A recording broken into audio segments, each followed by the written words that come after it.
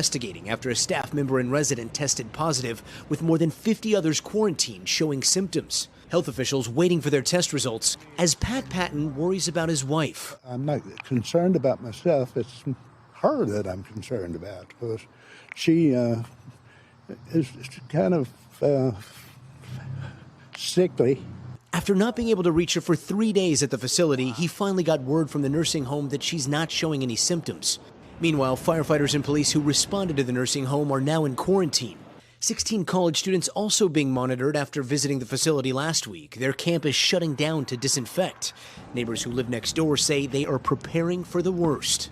Who knows what actually is there, how far it will go, and if there's some type of containment or cure that they have for it. Brandy Gray is 3 days away from giving birth. Bringing a newborn into the world, I don't really want to expose them to anything. Fear rippling across the small community after 2 new infections confirmed in the county.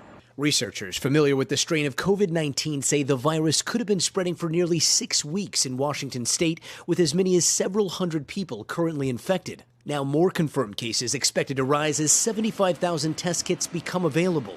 Overnight, Rhode Island announcing their first case, a school closing in response. This kind of things which will help you sanitize, they're flying off the shelf.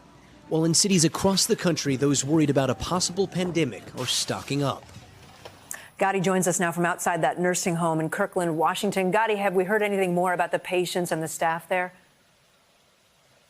Yeah, the executive director here says that they are currently monitoring 7 possible cases of respiratory illness, but none of them so far have tested positive for COVID-19, and they are following all the protocols and guidelines from the CDC, keeping them in isolation. They also add that as soon as the shift starts, each staff member is screened, and anyone showing any signs or symptoms is sent home immediately. Hey, NBC News fans, thanks for checking out our YouTube channel. Subscribe